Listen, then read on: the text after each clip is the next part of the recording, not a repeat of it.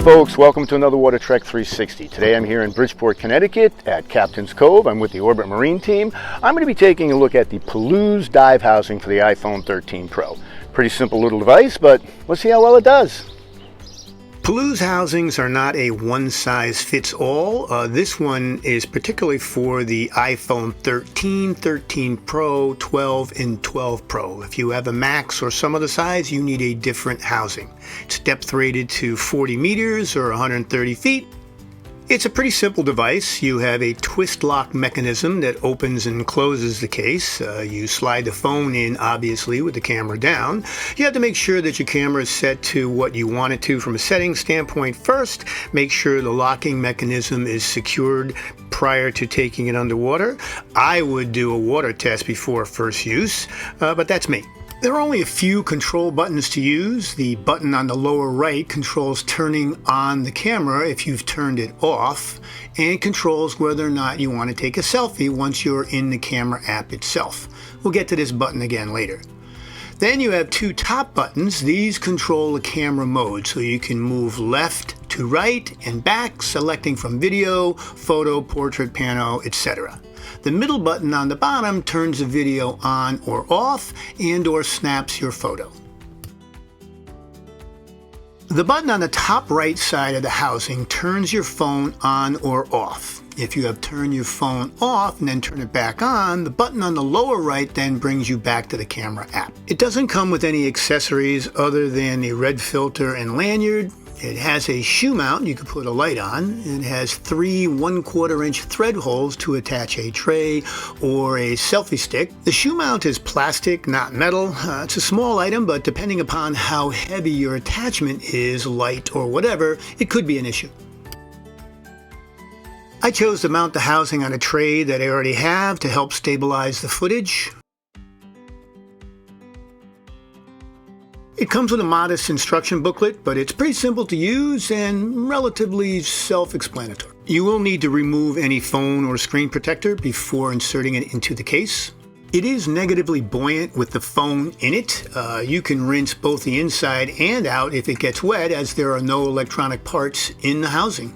As for settings, do check out my previous video on recommended settings for the iPhone 13 Pro for more information. Minimally put the phone into airplane mode to save the battery, set raise to wake as on, and auto lock to never. Most importantly, shut off live mode in the camera app itself. Go to preserve settings menu and make sure live photo is set on to ensure it stays off unless you inadvertently hit it.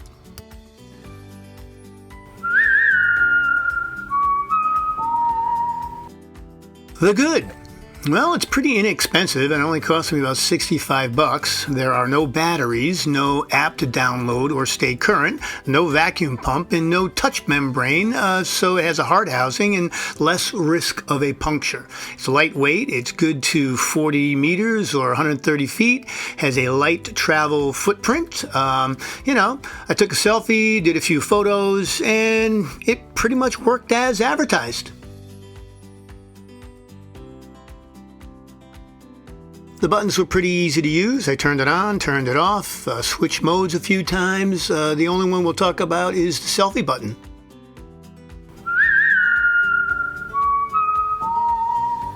Now the bad. This housing, as mentioned, is for a specific iPhone, and I do think there's some design flaws here. If you look at the lower right button, which aligns to the camera icon to get to the camera app, it does not align cleanly for the selfie camera and took a couple of times to get it to work. Small item, but a pain. As I mentioned, there are no real accessories other than the red filter and the lanyard. It did come with 2 O-rings, which is a good thing.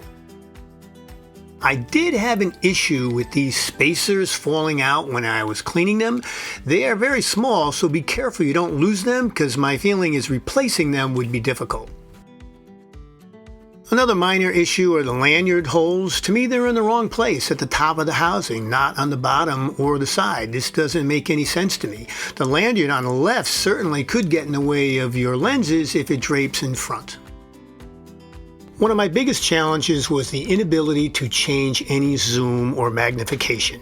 This limits which lens I want to use. I had to set up a 1x or a .5x at the beginning of the dive and then stick with it. Having other housings that let me do this, I mark this as a deficiency.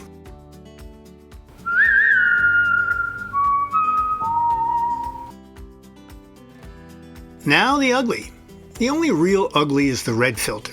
First, it's very hard to get on and off. I scratched mine already trying to take it off. While it has a little perf hole in it to try to retain it, I had to jury rig a string, so even that was a bit kludgy to hold it on so I didn't lose it while I was underwater. My biggest issue with the red filter is the red filter itself. The engineers took the word red too literally. Every other red filter I have used is really an orange tint, and the green water filter a little purplish color.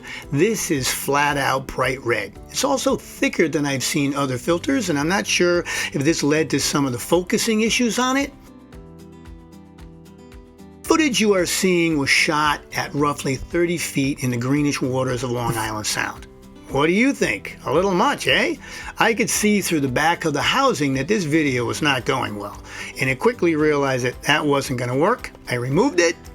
I may try and jury rig another red filter over the lens to see if that works, but you tell me.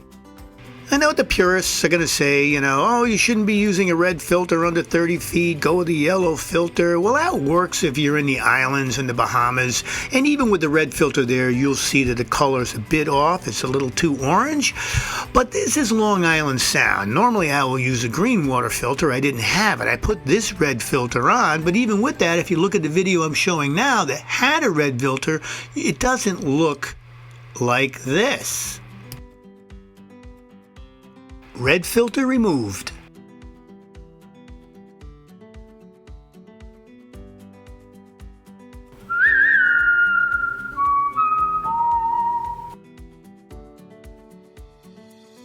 So that was a quick review of the Puluz underwater housing for the iPhone 13 Pro. While I did have some challenges with the red filter and some of the other nuances of the housing, for the most part it did what it said it was going to do, and I give it a solid B plus rating. If you're an average diver and you're going down to the islands, this basically does what it says it's going to do. Some challenges, I think there are other housings out there that give you a little more capability, but this is fine. Do check out some of those other videos on the dive folk and the shell box, as well as some of our Rick videos. And as always, until the next time, go explore, get wet.